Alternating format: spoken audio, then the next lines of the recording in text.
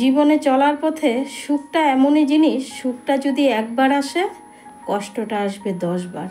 তো আমার ক্ষেত্রেও কিন্তু তাই, কষ্টটাই যেন বেশি লিখে রেখেছে ভগবান আমার জন্য, সুখটা লিখতেই ভুলে গেছে। সব কিছু দিয়েও সুখ দেয়নি, এটা আমার নিশ্চয়ই কোনো পাপের শাস্তি। আমি নিজে নিজে অনুভব করি এটা। ভগবান আমার নামে সুখ লিখতেই ভুলে গেছে।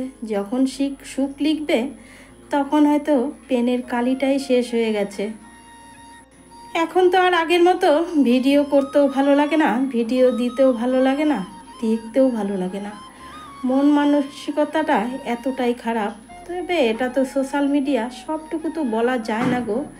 নিজের মনের মধ্যেও, বুকের মধ্যেও অনেক কিছু কষ্ট চেপে রাখি সবসময়, সব কিছু প্রকাশ করি না, করতে পারি না। আর কাকেই বা করবো প্রকাশ বলো তো? আমার তো নিজের বলতে কেউই নেই। একটা স্বামী, স্বামী তো সবার একটাই থাকে, তাই না বলো? তোমরা আবার হাসবে, দিদি ভাই তুমি এটা কি বললে? হ্যাঁ, স্বামী একটাই থাকে, তো তার তো সময় নেই গো আমার সুখ দুঃখ শোনার মতো। তারই জীবনে কত সুখ দুঃখ, তার সুখ দুঃখই কে শুনবে? যাই হোক, মেয়ে একটা আছে, বিয়ে দিয়ে দিয়েছি, সে তো তার নিজের সংসার নিয়ে ব্যস্ত। নিজের সংসারে সময় দিয়ে আমাকে কখন সময় দেবে বলো তো? মেয়েদের ক্ষেত্রে তো এটাই হয়। আমিও একটা মেয়ে, আমিও তো আমার বাবা মার কাছ থেকে এসেছি। আমি কি পারি আমার বাবা মাকে সময় দিতে? পারি না তো। তো সেই রকম তো আমার মেয়েও, তাই না বলো? তো কি করব, ফাঁকা ঘরে থাকি, কষ্ট উঠে অঝরে কাঁদি, কিছুক্ষণ কেঁদে মনটাকে হালকা করে আবার সংসারের কাজে লেগে পড়ি। তো দেখতেই পাচ্ছ এতগুলো আম কাটছি। তোমরা হয়তো ভাববে দিদি ভাই আচার বানাবে, না গো, আচার বানাবো না। ওই যে আমার বান্ধবীর হাজব্যান্ড যে পরলোক গমন করেছিল, তার তো লোককে খাওয়া দাওয়ানোর প্রোগ্রামটা বাকি ছিল। তো সেই প্রোগ্রামটাই হয়ে গেল গত, আজকে সোমবার তো, বুধবারে হয়েছে, আজকে সোমবার, তো বুধবারে হয়েছে, তার মানে এটা ছিল বুধবার দিনের বেলা আর কি।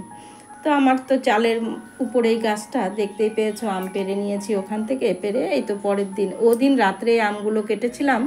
আর এটা কিন্তু অনুষ্ঠানের দিন সকালবেলা সবাই মিলে হাতে হাত দিয়ে কাজ করে দিয়েছি আর কি। এর আগের ব্লগেও তোমাদেরকে বলেছি, তো প্রত্যেক দিন একটা কথা নিশ্চয়ই তোমরা শুনতে ভালোবাসো না।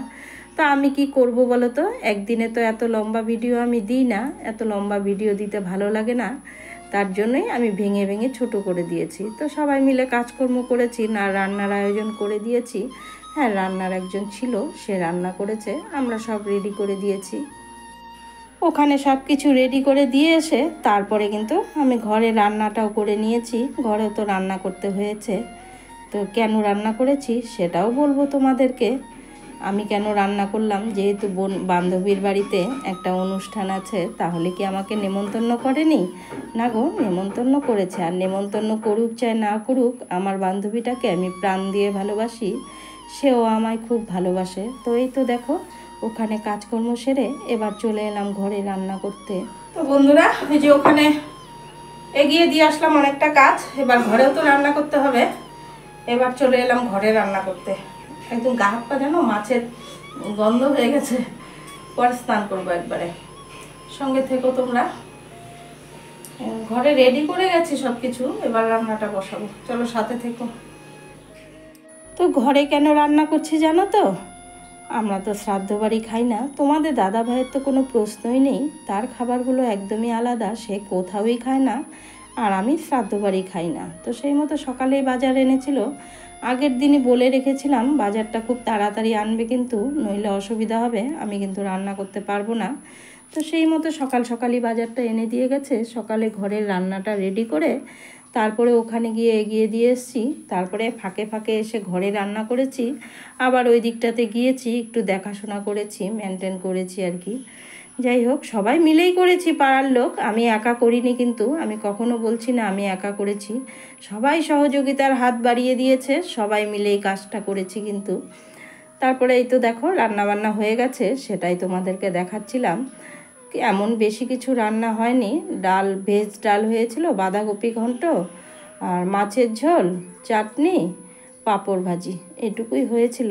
আর গরিবের কাজ আর কত হবে বলো তো? এইটুকু করতেই অনেক হিমশিম খেতে হয়েছে সবারই, আমার বান্ধবীর তো বেশি। তো ওই তো দেখো, ছোট্ট জায়গা তো, একদম ছোট জায়গা। কথা হচ্ছে কি, প্যান্ডেলও করতে পারিনি গো। তার কারণ একটা প্যান্ডেলওয়ালা ডাকা হয়েছিল, তোমাদেরকে বারবার ভিডিওতে বলেছি আমার বান্ধবীর কিন্তু আর্থিক অবস্থা ভালো নয়। তো প্যান্ডেলওয়ালা জানো 5,000 টাকা চেয়েছিল। তো বান্ধবীর বড় ছেলেটা এসে আমাকে বলছিল, জেঠি প্যান্ডেলওয়ালা এসছে, 5,000 টাকা চাইছে। তো আমি বললাম ঠিক আছে দাঁড়া, একটুখানি সময় দে, আমাকে একটু ভাবতে দে। তারপর আমি ঘরে এলাম, ঘরে এসে তোমার দাদাভাইকে ফোন করলাম, তোমাদের দাদাভাইকে ফোন করে বললাম, সে তো ডিউটিতে ছিল, দেখো আমরা মানুষ হয়ে যদি মানুষের পাশে একটু না দাঁড়াই তবে কেমন করে হবে বলো তো। তারপর তোমাদের দাদাভাইকে বললাম, আমার পাশের কোয়ার্টারটা তো ফাঁকাই আছে, মানে আমারই কিন্তু ঘরটা, যেহেতু মাঝখান দিয়ে দরজা নেই, ওটা এত ইউজ করা হয় না, জিনিসপত্র রেখে দিয়েছি আর লোকজন এলে ব্যবহার করি। তো বললাম ঘরের চাবিটা ওদেরকে দিয়ে দিই গো, ওরা কাজটা করুক। প্যান্ডেলওয়ালা 5,000 টাকা চাইছে, ওরা কোথা থেকে দেবে। তোমাদের দাদাভাই বলল, এক কথায় বলে দিল আমাকে, ঠিক আছে দিয়ে দাও। তারপরে কিন্তু দিয়ে দিলাম। তো তার জন্য কিন্তু ওদের 5,000 টাকাটাও বেঁচে গেল আর কি। লাইটও ছিল আর জলেরও প্রবলেম হয়নি, যেহেতু আমাদের রানিং ওয়াটার আছে, রেলের জলটা আছে, তার জন্য তো বান্ধবীটার একটু হেল্প হয়েছে। মানুষ হয়ে যদি মানুষের পাশে এইটুকু না দাঁড়াই তাহলে কি করে চলবে বলো তো। তারপরেই তো দেখো খাওয়া দাওয়া শুরু হয়ে গেছে, খাওয়া দাওয়া খাচ্ছিল সবাই, শেষ হতে একদম রাত হয়ে গেছিলো জানো। বন্ধুরা আমার চেহারার কি অবস্থা, চুলও আঁচড়াতে পারিনি। এখন এই যে আবার ভাত বসালাম, যে রান্না করেছে সে তো চলে গেছে, এত রাত পর্যন্ত কি থাকবে নাকি বলো তো। এখন ভাত বসিয়ে দিলাম, একটু ভাত শর্ট করেছে। জানো না তো, যারা রান্না করেছে তাদের তো সময় হয়ে গেছে, তারা চলে যাবে, এতক্ষণ থাকবে না। এবার ভাত শর্ট পড়েছে, রাত 9টা বাজে। আমার বান্ধবী পুরা ভয় পাচ্ছিল, দিদি ভাই এত বড় গ্যাস কি করে জ্বালাবো, এখন ভাত কে রান্না করবে, তুমি শিগগির আসো। তো আমি গিয়ে বলছিলাম, আমি পারবো না বাপু, আমার দ্বারায় হবে না। একটুখানি ওকে ঘাবড়ে দিয়েছি, তবে আমি পারি, আমার অভ্যেস আছে বড় গ্যাসে রান্না করে।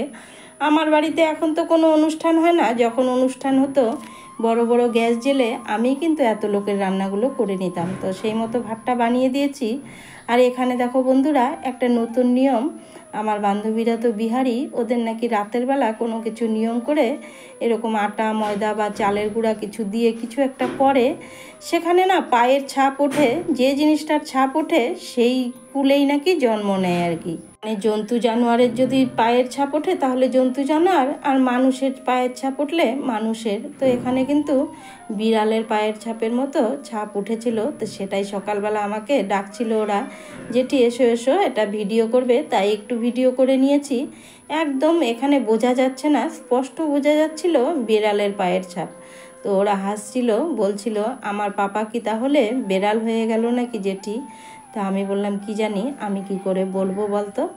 তো যাই হোক, এটা ছিল কিন্তু মৎস্যমুখীর পরের দিন বিকেলবেলায় আর কি। খুব হাওয়া বইছিল, গরম তো প্রচুর পড়েছিল, বিকেলে একটু হাওয়া চালিয়েছিল। তো আমার বান্ধবীকে বললাম, অনেক দিন হয়ে গেছে ঘোরাঘুরি করো না, চলো একটু ঘুরে আসি। তো রাস্তা দিয়ে একটু হাঁটছিলাম, হাওয়া খাচ্ছিলাম, সেখানে একটুখানি ভিডিও করে নিয়েছি তোমাদের জন্য, ভাবলাম বন্ধুদের সঙ্গেও একটু শেয়ার করে দেব। তো বন্ধুরা, আমার চালের উপরে বানর উঠেছে, পুরো আম ফেলছে, শব্দ হচ্ছে, তোমরা মানিয়ে গুছিয়ে নিও। এটা ছিল তারপরের দিন সকালবেলায়, বাড়ির পথে রওনা দিয়ে দিলাম, পুরো বৃষ্টি হচ্ছিল একদম ভোরবেলা, তখন কিন্তু 5টা বাজে। দেখো তো আমি ইন্ট্রোটাই দিলাম না আজকে। কাছে দূরে দেশ ও দেশের বাহিরে আমার সকল আত্মার আপন মানুষগুলো কেমন আছো, আশা করি সবাই ভালো আছো। সকলের জন্য রইল আমার অন্তর থেকে অনেক অনেক ভালোবাসা। সবাই ভালো থেকো, সুস্থ থেকো। এই তো বাড়ি গেছি, বাড়ি গিয়ে কাজকর্ম করেছি, বাইরের কাজও করেছি, প্রচুর বৃষ্টি ছিল। বেলা কিন্তু তখন জানো কটা বাজে, 4টা বাজে, তখন আমি বাড়ি এসেছি।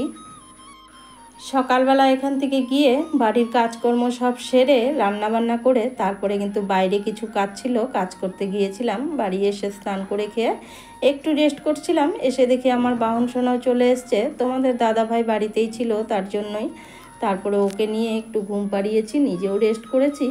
বিকেলবেলায় দেখো আবার বেরিয়ে পড়লাম, বেরিয়ে ওই যে বাহন সোনাকে একটু ঘুরিয়ে কিছু খাইয়ে ওকে বাড়িতে দিয়ে তারপরে কিন্তু আবার কোয়ার্টারে চলে এসেছি আমি। আর কিছু জিনিসও কেনাকাটা করেছি, ওগুলো আর শেয়ার করিনি, মানে গ্রসারি জিনিস কিনেছি আর দুটো ঝাড়ুও কিনেছিলাম। তো বন্ধুরা জানো তো, বিশ্বাসঘাতক করলে একদম ভালো লাগে না গো। কাল কিন্তু আমি খুব কেঁদেছি। আমি নাম বলবো না, যে কোনো কাউকে আমি এতটাই ভালোবাসি, এতটাই বিশ্বাস করি, আমি সবাইকে বিশ্বাস করি। সেই জায়গার থেকে আমার 11 মিনিটের ভিডিওটা 3-4 মিনিটে লিখে চলে গেছে, ভালো হয়েছে, এটা হলো ওটা হলো, যাই হোক খুব কষ্ট পেয়েছি। তো এই বিশ্বাসটা কিন্তু আর জোটাতে পারবে না আমার কাছে। বিশ্বাসটা ভেঙে গেল, একবার বিশ্বাস ভেঙে গেলে বিশ্বাস কিন্তু আর জোড়া লাগে না। শুরুতেই বলেছিলাম সুখ দুঃখের কথা, তো দুঃখের কথাটা না হয় পরের ভিডিওতে বলবো তোমাদেরকে। অনেক বড় একটা ক্ষতি হয়েছে, অনেক দুঃখ পেয়েছি, আর ক্ষতির কথাটা পরের ভিডিওতে বলবো, এই ভিডিওতে তোমাদেরকে বলবো না। ভালো লাগে না এখন ভিডিও করতে, জানো তো, ভিডিওতে সেরকম কোনো ভিউজও নেই, এত কষ্ট করে একদম ভালো লাগে না। তো যাই হোক, প্রত্যেকেরই তাই হচ্ছে। এই তো আবার বাড়ি চলে এলাম রাতের অন্ধকারে। এতক্ষণ ধরে ধৈর্য সহকারে যে বা যারা আমার ভিডিওটা দেখেছো, সকলের জন্য রইল অনেক ভালোবাসা।